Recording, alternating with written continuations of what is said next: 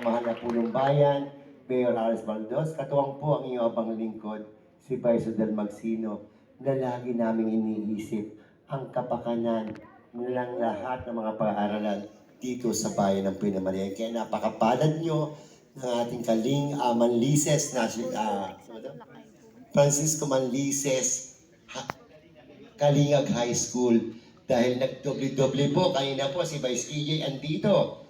Pero ang malaga po doon, mula po sa ating pamahalaang bayan na laging iniisip ay kayo, lalo-lalo na po ang ating minamahal na paaralan, ang Francisco Manlises High School. Kaya rin po ay may biyaya na bigay po, ito po ay panimula pa lamang ngayong 2024 at hindi po kami magsasawa na bigyan kayo ng inyong mga dapat na natatanggap na mga mahalagang mga kagamitan para sa inyong pag-aaral dito sa ating pamahal na paaralan.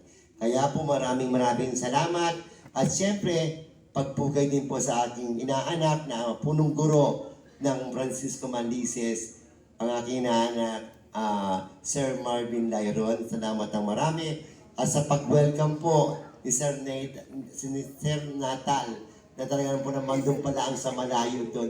Pakinig ko na agad yung kanyang magandang boses. Di ba ka po? Kaya sa lahat ng mga kaguruan, ang 11 pong guro ng Francisco Manlises, salamat po sa inyong lahat. Dahil sa inyong pong tiyaga at effort, mabigyan lang po ng karunungan ng ating mga kulang-kulang na 200 na mag-aaral dito sa Francisco Manlises. At kami po, mula po sa ating mahal na mula po sa ating mahal na mayor, lagi po namin iniisip ano pa po ang kailangan namin ibigay sa Francisco Manlises High School. Kaya po sana patuloy po tayong magkaisa dahil ito pong ginagawa namin ay para sa inyong lahat. At sa inyo sa mga mag-aaral, sana po sikapin ninyo at magkaroon kayo ng determinasyon at magkaroon talaga ng sakripisyo para matupad niyo lahat ang inyong mga pangarap. At pasalamatan natin yung mga guro dahil andyan sila para gumabay sa inyong mga magulang para man lang may pagmalaki niyo sa inyong mga mahal sa buhay.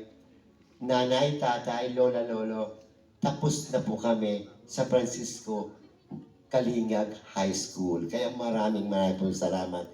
At siyempre po, ngayong hapon, kasama natin ang ating Executive Assistant from the Mayor's Office, si Sir Dave De Los Santos, na napakasipag kasama pa po namin hanggang kayo ng umaga.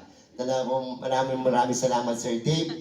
At siyempre, ang ating napakasipag na DepEd Coordinator, niya po si Madam Eloy, na talagang po, siya po lahat ang gumagawa para po sa mga pangangailangan ng ating mga paaralan dito sa bayan ng Pinamalayan. At ngayon din po, kasama natin ang ating Dr. J, ang ating napakaganda District Supervisor, si Dr. J. Ama Penharabe. At may balita na rin po kayo na siya mag-retire na po ngayong July sa DepEd.